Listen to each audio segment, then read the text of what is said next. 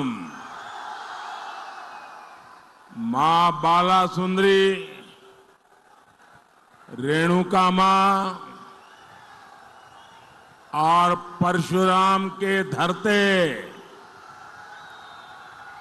महर्षि जमदग्नि के तपोस्थले चूड़ेश्वर महादेव, शिरगुल देवता, महासु देवता की पुण्य धरा गुरु गोविंद सिंह रे धरते पांदी आए के मुखे बहुत बहुत खुशी हसो।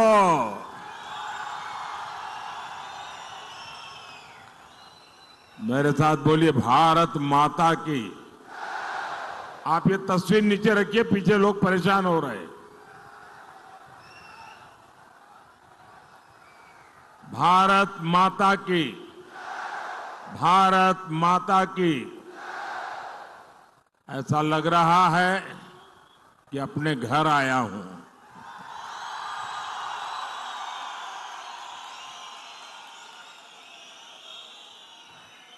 मेरे लिए न नाहन नया है और ना ही सिरमौर नया है, लेकिन मुझे कहना पड़ेगा आज का माहौल नया है। मैं यहां संगठन का काम करता था, आप लोगों के बीच में रहता था, चुनाव भी लड़वाता था, लेकिन यहां सिरमौर में इतनी बड़ी रैली मैं खुद कभी नहीं कर पाया।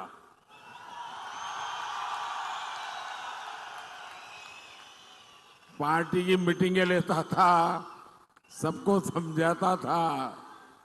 मुझे लगता है शायद यहां के इतिहास की ये सबसे बड़ी रैली होगी। और मैं हेलीपैड से यहां आ रहा था, पूरे रास्ते भर शायद इससे 2 गुना लोग रोड पर खड़े हैं।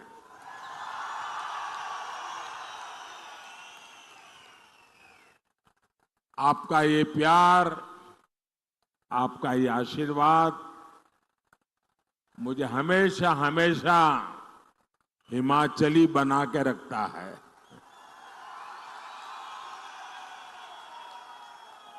और जब सिरमौर आए तो हमारे स्वर्गीय श्यामा शर्मा जी, उनके घर में हमारी बैठकें हुआ करती थी। हमारे चंद्रमोहन ठाकुर जी, बलदेव भंडारी जी, हमारे जगत सिंह नेगी जी, ढेर सारे कार्यकर्ताओं की याद, अनेक अच्छे अनुभव मेरे लिए एक प्रकार से यादों की अमानत है। और सभी के घरों से असकली, पटांदे, और सिडको, और यहां एक होटल ब्लैक मैंगो हुआ करता था। होटल ब्लैक मैंगो है, हमारे अल्पसंख्यक मोर्चे की बैठकें ज्यादातर वहीं पर हुआ करती थी। और जब देश मोदी को जानता नहीं था, तब भी आप लोगों ने मुझे आशीर्वाद देने में, प्यार देने में कोई कमी नहीं रखी। समय बदला है, लेकिन मोदी नहीं बदला है।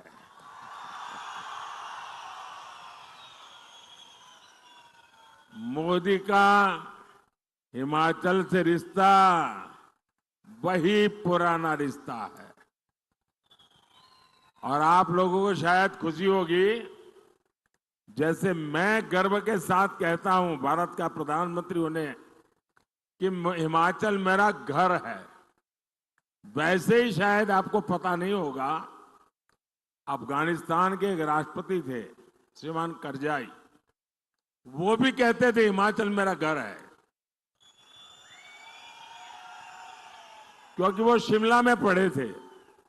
और अभी जो आपने मुझे लोहिया पहना है ना, वो उन्होंने यहीं से जाकर के अफगानिस्तान में थोड़ा फैशन डिजाइन करके उन्होंने उसका अपना पहरवेश बना दिया है जी।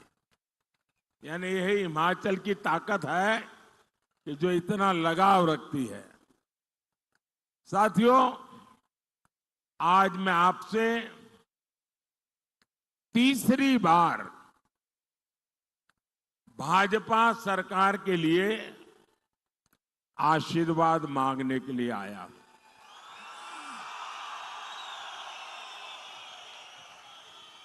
और मुझे आशीर्वाद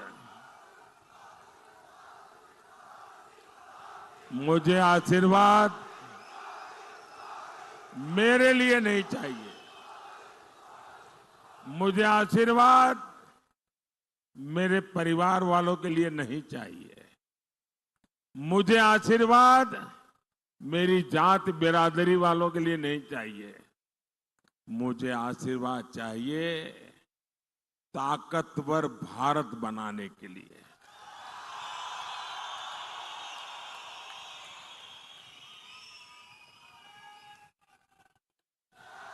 मुझे आशीर्वाद चाहिए विकसित भारत बनाने के लिए। मुझे आशीर्वाद चाहिए विकसित हिमाचल के लिए।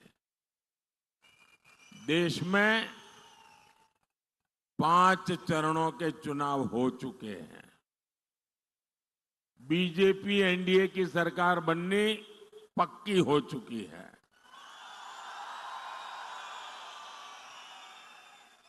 और अब हिमाचल 4-0 से हैट्रिक लगाएगा। और हम तो देवभूमि के लोग हैं, हमारी एक भी चीज कभी बेकार नहीं जाने देते। तो कोई हिमाचली अपना वोट बेकार जाने देगा क्या? अपना वोट बेकार जाने देगा क्या? वो उसी का वोट देगा ना जिसकी सरकार बनेगी, और जिसको वोट देगा उसकी ही सरकार बनेगी। ये हिमाचल में पक्का है।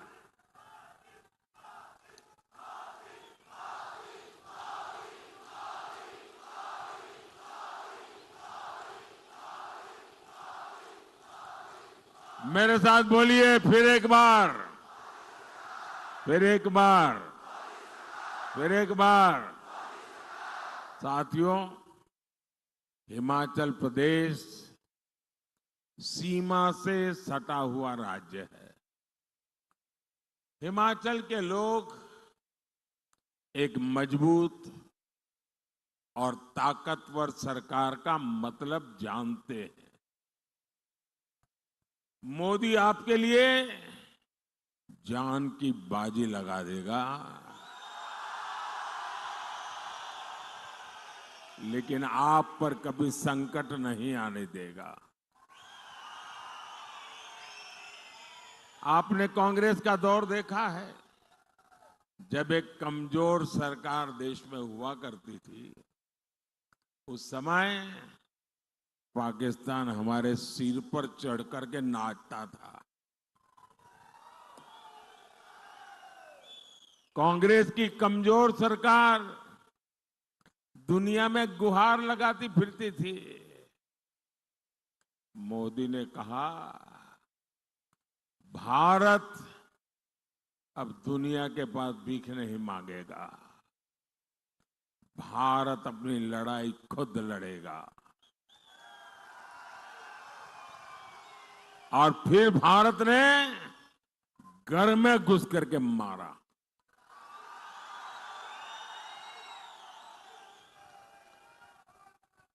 आज देखिए पाकिस्तान की क्या हालत हो गई है। साथियों, हिमाचल के ऊंचे पहाड़ों ने मुझे अपना हौसला बुलंद रखना सिखाया है। और हिमाचल की बर्फीली पहाड़ियों ने मुझे ठंडे दिमाग से काम करना भी सिखाया है। पहाड़ों ने मुझे अपना सिर गर्व से ऊंचा रखना सिखाया है। और मैं मां भारती का अपमान नहीं सह सकता। लेकिन कांग्रेस मां भारती के अपमान से भी बाज नहीं आती। कांग्रेस को भारत माता की जय कहने से ही दिक्कत है। कांग्रेस को वंदे मातरम कहने से दिक्कत है। ऐसी कांग्रेस कभी हिमाचल का भला नहीं कर सकती। साथियों, यही कांग्रेस है जिसने भारत के सीमावर्ती इलाकों को अपने हाल पर छोड़ दिया था। जब बॉर्डर स्टेट में सड़क बनाने की बात आती थी तो कांग्रेस के हाथ पांव फूल जाते थे। कांग्रेस डर जाती थी कि अगर सड़क बनाई तो उसी सड़क से दुश्मन भीतर आ जाएगा। ऐसी डरपोक सोच मोदी के मिजाज के साथ मेल नहीं खाती है। मोदी ने कांग्रेस के मुकाबले कई गुना ज्यादा पैसे दिए हैं। मोदी ने कहा है बॉर्डर पर सड़कें बनाओ, इंफ्रास्ट्रक्चर बनाओ। आज बॉर्डर किनारे सैकड़ों किलोमीटर नई सड़कें बनी है। आज बॉर्डर किनारे रहने वाले फौजियों का, हमारे लोगों का जीवन आसान हुआ है। साथियों, कांग्रेस ने 4 दशक तक फौजी परिवारों को 1 रैंक 1 पेंशन के लिए तरसाया और कांग्रेस ने कैसा मजाक उड़ाया। हमारे पूर्व सैनिकों की आंख में धूल झोंकी और ऐसा पाप करने में उनको शर्म भी नहीं आई। जब 2013 में भारतीय जनता पार्टी ने मुझे प्रधानमंत्री का उम्मीदवार तय किया और मेरी पहली रैली पूर्व सैनिकों की हुई थी रेवाड़ी में। और रेवाड़ी में पूर्व सैनिकों के सामने मैंने वादा किया था, मैंने गारंटी दी थी कि मैं 1 रैंक 1 पेंशन लागू करूंगा। तो कांग्रेस वाले डर गए, ये मोदी ने नया खेल खेला है तो क्या करे।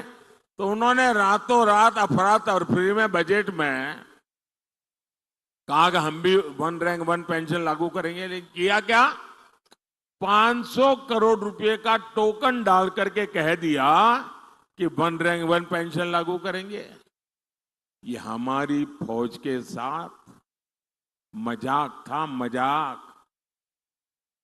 ऐसे जैसे किसी बच्चे को कह दे ना कि कोई बात नहीं, शाम को तुझे मुंबई ले जाऊंगा और बच्चा सो जाए। ऐसा पाप किया था उन्होंने। जब मोदी है जिसने आकर के ओआरओपी लागू किया, 1 रैंक 1 पेंशन लागू किया और उन्होंने 500 करोड़ में खेल खेला था 2014 का चुनाव जीतने के लिए, जिसका कोई मतलब नहीं था। मोदी ने जब 1 रैंक 1 पेंशन ओआरओपी लगाया, 1.25 लाख करोड़ रुपया हम फौजियों को दे चुके हैं। अब मुझे बताइए भाई, कहां 500 करोड़ और कहां 1.25 लाख करोड़। ये 500 करोड़ मजाक था कि नहीं था? मजाक था कि नहीं था? फौजियों की बेइज्जती करने का इरादा था कि नहीं था? फौजियों का अपमान था कि नहीं था? और इसलिए ही तो लोग कहते हैं मोदी जो गारंटी देता है ना, वो गारंटी पूरी होने की गारंटी होती है।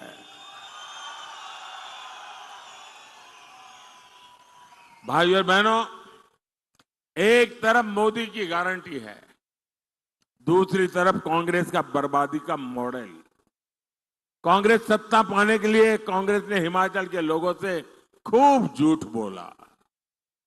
कहा पहली कैबिनेट में ये होगा, वो होगा, पता नहीं क्या क्या बता दिया।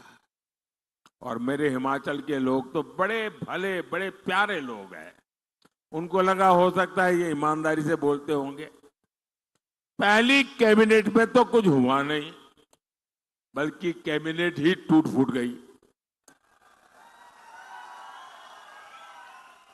साथियों, इतनी बड़ी संख्या में यहां मैं माताओं बहनों को देख रहा हूं। आप मुझे बताइए, कांग्रेस ने कहा था आपको 1500 रुपया देगी, क्या 1500 रुपया मिला क्या? मिला क्या? किसी के घर में आया क्या? कांग्रेस ने गोबर का पैसा देने का वादा किया था, किसी को मिला क्या? जरा जोर से बताओ ना भाई, डरो मत। मिला क्या? ये अभी ज्यादा दिन रहने वाले नहीं है, आप जरा हिम्मत से बोलो। मैं नौजवानों से पूछता हूं, पहली कैबिनेट में 1 लाख नौकरियां मिलनी थी, ये